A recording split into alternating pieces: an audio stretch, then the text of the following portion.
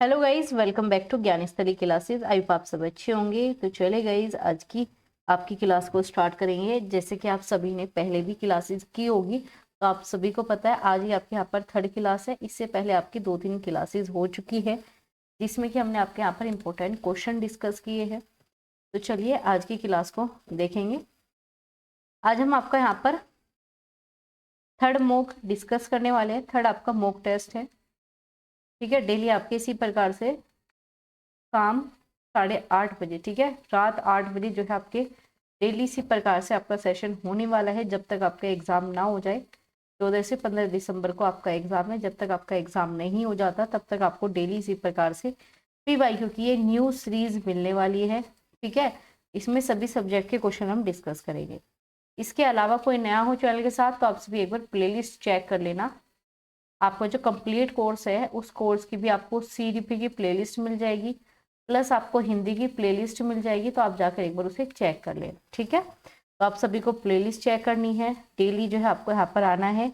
और इन टेस्ट की भी मैं न्यू प्लेलिस्ट आपकी ऐड करा दूंगी, तो आप जाकर उसे भी चेक कर लेना। तो चले गाइस, आज की क्लास को स्टार्ट करेंगे। तो आज आपका यहाँ पर इंपॉर्टेंट क्वेश्चन है क्वेश्चन नंबर 21, क्योंकि इससे पहले जितने भी क्वेश्चन थे वो हम आपके कर चुके हैं।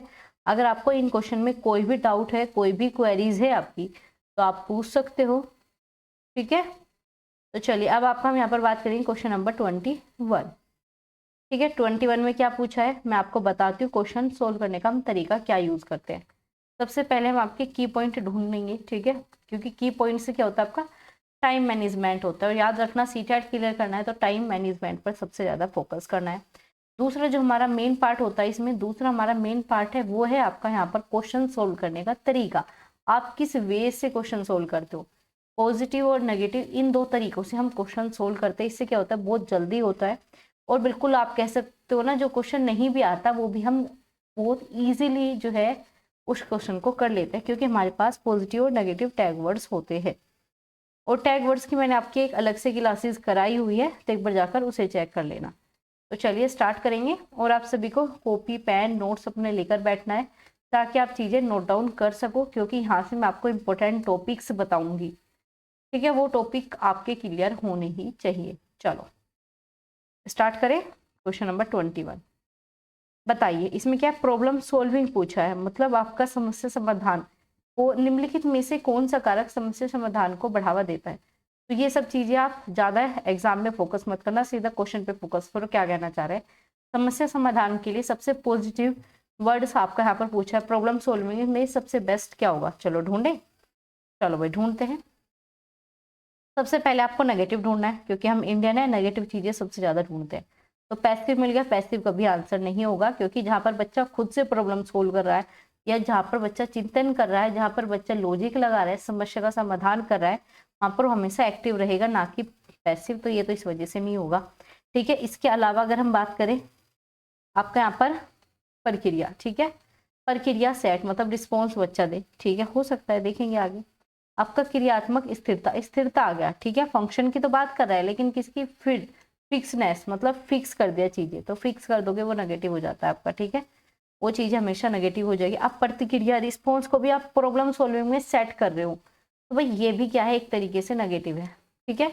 और सबसे पॉजिटिव है डाइवर्जेंट थिंकिंग। अगर कन्वर्जेंट होता तो भी नेगेटिव हो जाता, लेकिन आपके डाइवर्जेंट है। डाइवर्जेंट क्या होता है, चलिए समझे। अगर आपको नहीं पता, अपसारी और अभिसारी दो शब्द है आपके पास, चलो मैं आपको समझाती हूँ। एक है आपके पास अपसारी, ठीक है जी। दूसरा है आपके पास अभिसारी। अभिसारी को आपका कहा जाता है कन्वर्जेंट, या आपका डाइवर्जेंट, ठीक है। अब अभिसारी में क्या होगा, मैंने आपसे क्वेश्चन पूछा कि आप गांधी जी के बारे में क्या समझते हो, तो राम का अलग आंसर आएगा, सीता का अलग आएगा, लक्ष्मण का अलग आएगा, श्याम का अलग आएगा। इन चारों बच्चों का सबका आंसर अलग अलग होगा। कोई कहेगा गांधी जी बहुत अच्छे थे, कोई कहेगा गांधी जी बड़े बड़े खराब थे, उन्होंने भगत सिंह को मरवा दिया, वो चाहते रुकवा सकते थे। इसके अलावा ना जाने कितने पॉजिटिव और कितने गलत जो है आपको यहाँ पर विचार देखने को मिलेंगे। इसके अलावा है आपका भिसारी। इसमें अगर मैं पूछूं गांधी जी का जन्म कहाँ हुआ, तो यहाँ पर चाहे राम हो, सीता हो, लक्ष्मण हो या फिर श्याम हो, सबका आंसर एक ही होगा, पोरबंदर। गुजरात। ठीक है, सबका आंसर एक ही है भाई, गुजरात में हुआ। तो ये क्या, ये बहुत लिमिट में हो गया और ये बहुत ज्यादा कह सकते हो आपकी थिंकिंग को बढ़ाता है। आप सोचोगे, इस पे विचार करोगे, भाई गांधी जी के बारे में पूछा है तो मैं क्या, मुझे लगता है तो क्या कहीं ना कहीं क्या करोगे, थिंकिंग डेवलप करोगे। और यहाँ पर जो आप कह सकते हो आपके विचार बहुत विकसित हो सकते हैं, लेकिन यहाँ पर बहुत शॉर्ट में, यहाँ पर तो बच्चों को सोचना ही नहीं है। आता होगा तो आंसर देगा, नहीं आता होगा नहीं देगा। तो हमेशा याद रखना, अभी सारे नेगेटिव में चला जाता है, लेकिन अब सारी बहुत ज्यादा पॉजिटिव है। डाइवर्जेंट मतलब अलग अलग दिशा में बच्चा सोच पा रहा है। तो थर्ड बिल्कुल ठीक है। समझ में आया, पूरी राम कहानी आपको समझ में आई? तो क्या हो जाएगा इसका आंसर नंबर थर्ड बिल्कुल सही है। आपको साथ के साथ कमेंट करके आंसर भी देना है। ठीक है, आप सभी को भी आंसर देना है। तो अब आपको समझ में आया ये क्यों नहीं होगा भाई, पैसिव गलत है, रिस्पॉन्स सेट कर रहे हो, यहाँ भी चीजें लिमिट में रख रहे हो, यहाँ तो फिक्स ही कर दी भाई, गलत है। ये तीनों नेगेटिव थे, एक ही पॉजिटिव था, वो ही आपका आंसर हो गया भाई। चले आगे चलते हैं। चलो क्वेश्चन नंबर 22, इसका आंसर दो। अब सारी देखो, अभी मैंने आपको कॉन्सेप्ट पूरा सिखाया, अब बताओ अब सारी क्या होगा। अब सारी मतलब पॉजिटिव। ठीक है, पहले अब सारी ढूंढ लो। ठीक है, कन्वर्जेंट मतलब बहुत ही लिमिटेड, तो गणितीय क्षमताओं को बढ़ावा देता है, ऐसा कुछ नहीं है। आपका अपसारी में कई प्रश्नों को प्रोत्साहित करेगा, बिल्कुल सही है। अपसारी क्या करेगा, कई सारे आपके उत्तर हो सकते हैं, मल्टीपल आंसर्स आपको हो सकते हैं, लेकिन अभिसारी क्या कर देगा, फिक्स कर देगा। ठीक है, फिक्स कर देगा एक करेक्ट सोल्यूशन। ठीक है, एक सही समस्या समाधान को स्थिर कर देगा। तो स्थिर करना अगर आप लर्निंग में बात करते हो तो वो नेगेटिव हो जाता है। तो यही अभी सारी आपका नेगेटिव होता है, अब सारी आपका पॉजिटिव होता है। तो सही आंसर क्या चला जाएगा, थर्ड चला जाएगा। और सेम क्वेश्चन आपका रिपीट हुआ है इस बार भी। ठीक है, और ये क्वेश्चन सिर्फ आपका सीटेट में, अगर बहुत से बच्चे ऐसे होंगे जो आगे पर हायर एजुकेशन की तैयारी कर रहे हैं, तो यूजीसी नेट में भी ये क्वेश्चन आपका रिपीट हुआ है। तो ये ऐसे ही आपके यहाँ पर क्वेश्चन बनते हैं। समझ में आया? बाकी तो बिल्कुल अपोजिट दे रखे थे, एक समस्या इस तरह भाई ये ऐसे कट कर दो, मौखिक क्षमताओं का ऐसा कुछ नहीं है कि मौखिक को देंगे, नहीं। ठीक है, चले आगे चले। क्वेश्चन नंबर 23, इसका आंसर दो। इसमें क्या है, निम्नलिखित में से कौन सा रचनात्मक मूल्यांकन नहीं माना जाता, नोट पूछा है। तो जो सबसे ज्यादा नेगेटिव है उस पर चले जाओ, लेकिन उससे पहले आपको फॉर्मल असेसमेंट के बारे में पता होना चाहिए। ये होता है आपका ड्यूरिंग लर्निंग। ठीक है, ये क्या होता है आपका ड्यूरिंग होता है, किसके, लर्निंग के दौरान। ठीक है, किसके होगा, लर्निंग के दौरान होगा। ये आपका बहुत ही ज्यादा पॉजिटिव होता है। ठीक है, इसमें हम बच्चे को लर्निंग करना सिखाते हैं। अब आप मेरे साथ जुड़े हो, अब आप ये क्वेश्चन की प्रैक्टिस कर रहे हो, तो ये आपके लर्निंग के दौरान है। कहीं पर गलती करोगे तो मैं उसमें सुधार आपका करा सकती हूँ, मैं आपको गाइड कर सकती हूँ, मैं आपको फीडबैक दे सकती हूँ। लेकिन जिस दिन आप एग्जाम में ये क्वेश्चन सोल्व करोगे तो उस दिन ना तो कोई आपको फीडबैक देगा, ना ही आप इम्प्रूव कर सकते हो। वहाँ पर आपको लर्निंग के लिए नहीं बिठाया गया, वहाँ पर आपको रिजल्ट के लिए बिठाया गया है। अगर हम रिजल्ट की बात करेंगे तो आपका समेटिव हो जाएगा। ठीक है, फॉर्मेटिव हमेशा पॉजिटिव, समेटिव हमेशा नेगेटिव में चला जाता है, क्योंकि इसमें सुधार की कोई गुंजाइश नहीं है और बच्चों में सुधार भी होना चाहिए। लर्निंग की बात करते हैं हम, लेकिन समेटिव में लर्निंग की बात नहीं करते, हम रिजल्ट की बात करते हैं। लेकिन फॉर्मेटिव में हम इम्प्रूवमेंट लर्निंग की बात करते हैं। समझ में आए दोनों में अंतर? ये दोनों में अंतर समझना बहुत ज़्यादा जरूरी है, क्योंकि पूरा कॉन्सेप्ट उसी के ऊपर आता है सीटेट में। बताओ, नहीं है, नेगेटिव ढूंढना है। नोट, छात्रों और शिक्षकों को अग्रगामी प्रतिपुष्टि प्रदान करना, कक्षा के दौरान मूल्यांकन दिया जाना।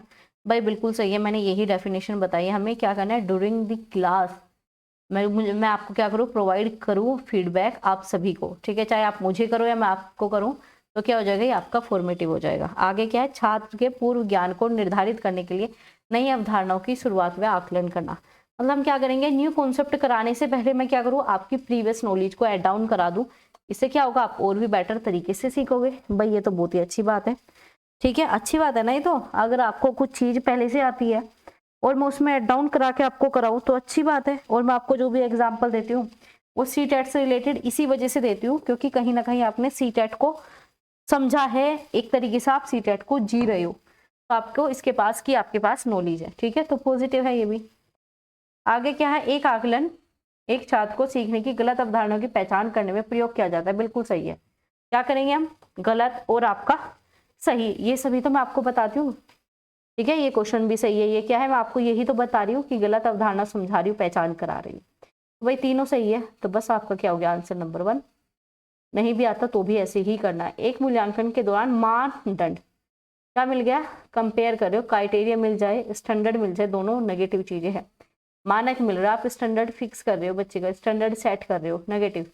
छात्रों की तुलना कर रहे हो, ये आगे नेगेटिव, तीन चीज नेगेटिव है, तो इसी वजह से फर्स्ट आंसर बिल्कुल सही है। समझ आया कैसे गए, इसी प्रकार से आपको जाना है। सबसे पहला क्या, कंपेयर करना नेगेटिव, दूसरा स्टैंडर्ड सेट, और तीसरा क्राइटेरिया कर रहे हो, ठीक है। ये तीनों नेगेटिव है और ये सब पॉजिटिव है। इसमें क्या है, हम स्टूडेंट की लर्निंग को आइडेंटिफाई कर रहे हैं, हम न्यू कॉन्सेप्ट के लिए बच्चों को क्या कर रहे हैं, नॉलेज उनकी प्राइवर नॉलेज से जोड़ रहे हैं, प्रीवियस नॉलेज से, ठीक है। आगे है ड्यूरिंग द क्लास हम फीडबैक प्रोवाइड कर रहे हैं, अगेन मोस्ट इंपोर्टेंट। आगे चलेंगे, समझ में आया। क्वेश्चन नंबर 24 का आंसर बताओ क्या होगा, ठीक है। इसमें पूछा प्रतिपुष्टि की। देखो आप ये देखो, जो क्वेश्चन ऊपर खत्म किया ना उसी से रिलेट करके नीचे आंसर देते हैं, ये ऐसे आपके हर बार पीवाईक्यू में।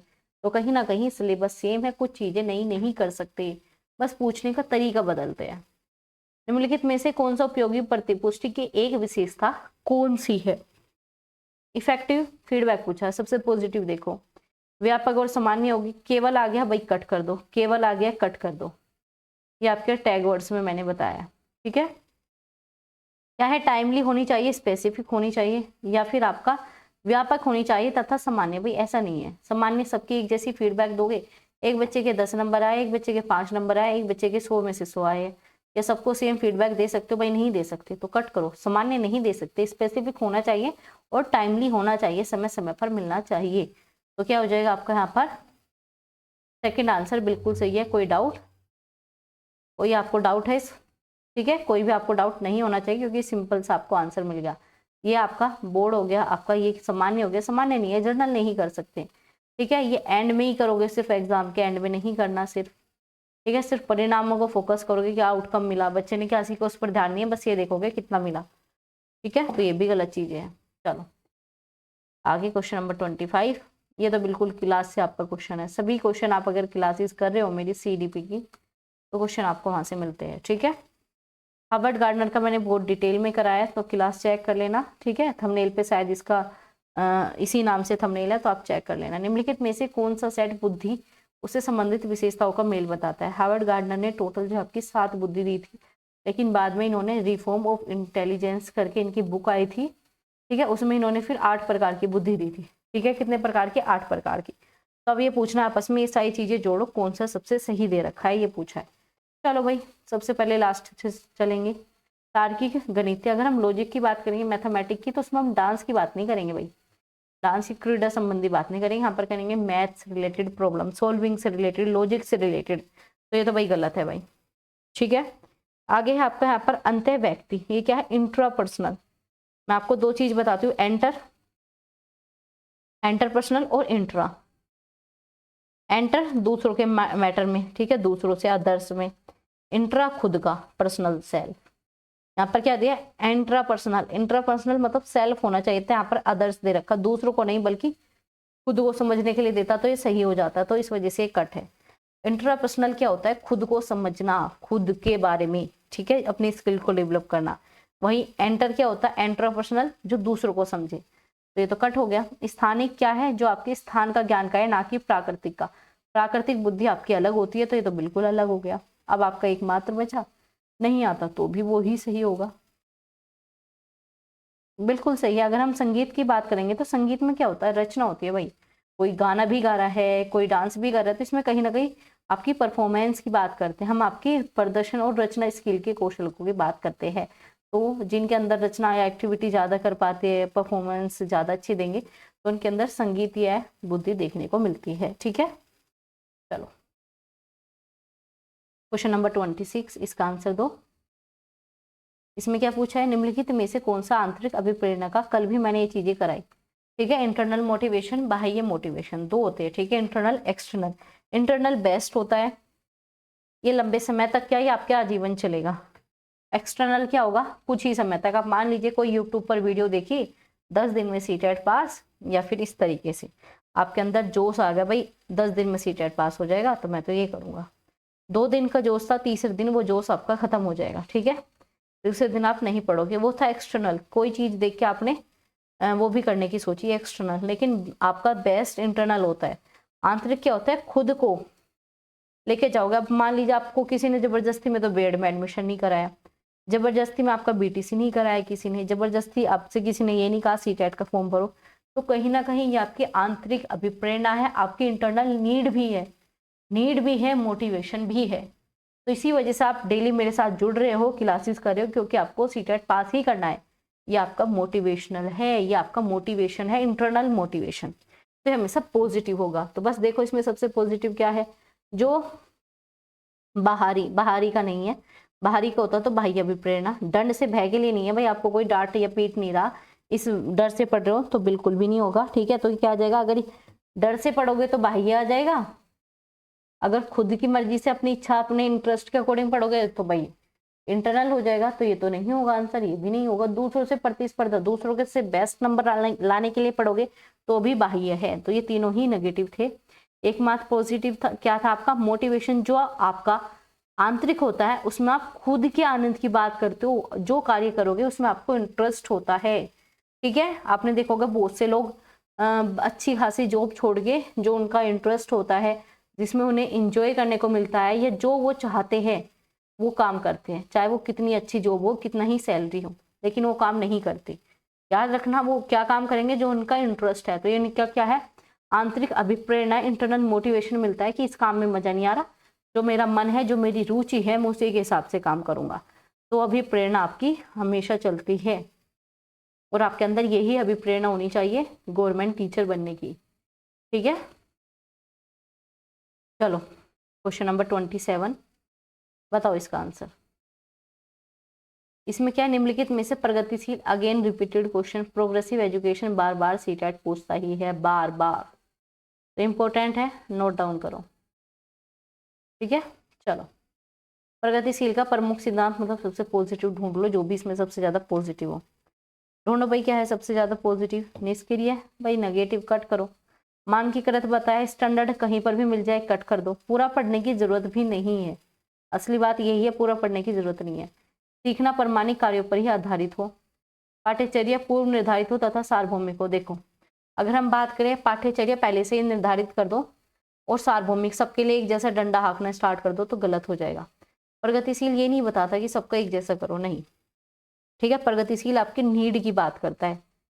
ठीक है, अब मान लीजिए एक बच्चे को तो 20 तक टेबल याद था, फिर भी वही चीज करा रहे हो, तो उस बच्चे की तो लर्निंग हुई नहीं। तो हमें क्या करना है, पूर्व निर्धारित नहीं करना, और सार्वभौमिक आपका नहीं होना चाहिए। ठीक है, तो ये भी कट हो गया। तो आपका एकमात्र आंसर है क्या है भाई, आंसर नंबर 1। क्यों है, क्योंकि प्रमाणिक, ऑथेंटिक ही कराना है। मैं आपको जो भी इंफॉर्मेशन देती हूँ, जो भी आपकी अपडेट आती है, वो ऑथेंटिक होती है, प्रमाणिक होती है, वो आपके काम की है। तो इसी वजह से लर्निंग भी आपकी ऑथेंटिक बेस पर ही होनी चाहिए, जो आपकी प्रमाणिक हो और जो आपके काम आए। तो क्या है, बिल्कुल सही है आपका आंसर। ठीक है, आंसर नंबर 1। आगे चले, क्वेश्चन नंबर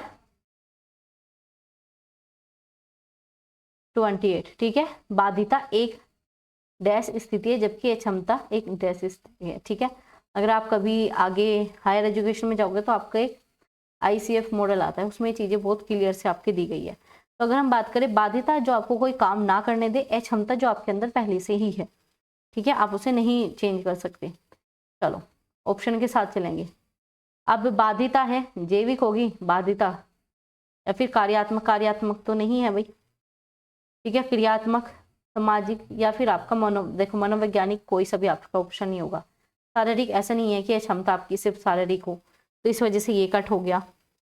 ठीक है, तो आपका या तो थर्ड होगा या फिर आपका फोर्थ होगा, बताओ क्या आंसर होगा। तो अगर हम इम्पेरिमेंट, बाधिता की बात करें, तो बाधिता क्या करेगा, ये क्या है आपका बाधिता, बाधिका क्या करेगा, आपका किसी काम को, कार्य, फंक्शन को काम नहीं करने देगा। तो ये क्या आ गया आपका फोर्थ, बिल्कुल सही है। बाधिकता किसी काम को नहीं करने देगा, तो ये कार्यात्मक स्थिति है, जो कि आपको समस्या क्रिएट करेगा, आप काम नहीं कर पाओगे। लेकिन अगर आपके अंदर क्षमता है, वो बायोलॉजिकल है, अब वो आपकी जैविक है। वो क्या है, जैविक है, वो क्षमता हो गई, तो जैविक हो गई, तो बिल्कुल सही है फोर्थ आपका आंसर। ठीक है, फोर्थ बिल्कुल सही है। आगे चलेंगे, क्वेश्चन नंबर 28 बताओ भाई, 28 का आंसर एक बार आप सभी बताओ, इसका आंसर क्या होगा।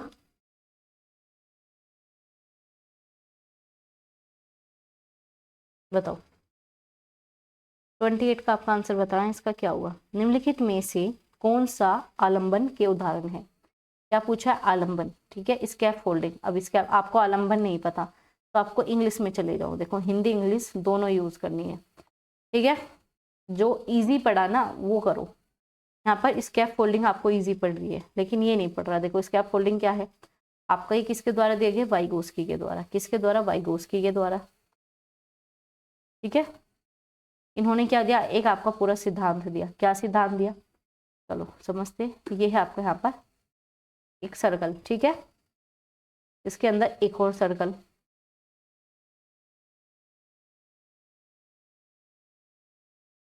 चलो दोबारा से बनाएंगे। ये है आपका एक सर्कल, एक आपका यहाँ पर हो गया, ठीक है। और यहाँ पर है एक बच्चा। बच्चे यहाँ तक तो बड़े आराम से चला जाता है, बच्चा यहाँ पर बड़े आराम से चला जाता है, लेकिन ये जो बाउंड्री है ना इससे बाहर बच्चा नहीं जा पा रहा, इससे बाहर बच्चा नहीं जा पा रहा, यहाँ पर बच्चा नहीं जा पा रहा। लेकिन जैसे आप इस बच्चे को थोड़ी सी भी हेल्प कर दोगे, ठीक है, थोड़ी सी भी मदद दे दोगे, मचान बोलते हैं इसके, आप फोल्डिंग बोलते हैं, तो अगर आप इसे थोड़ी सी भी हेल्प दे दोगे तो ये इसे आराम से पार कर लेगा, ठीक है। ये आराम से यहाँ तक पहुँच सकता है। और इसके अलावा एक और चीज होती है, एक हो गया आपका यहाँ पर, ठीक है, एक आपका ये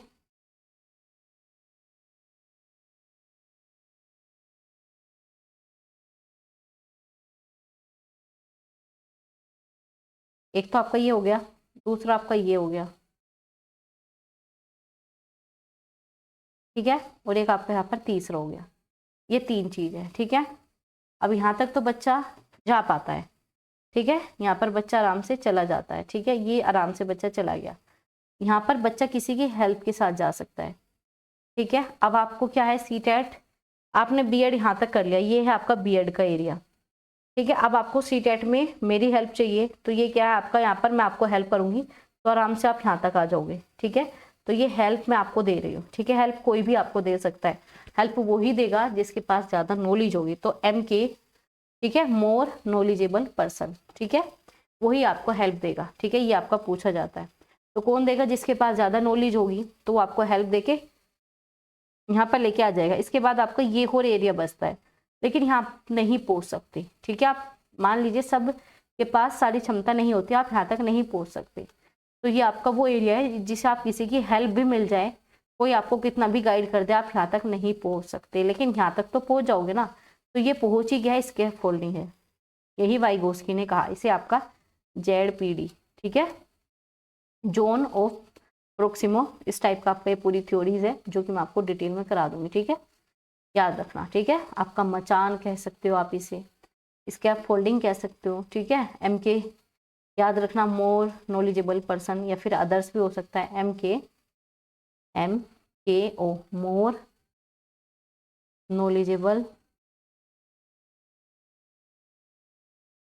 ठीक है, नॉलेजेबल पर्सन, या फिर अदर्स, ठीक है, अदर्स बोला जाता है, ठीक है।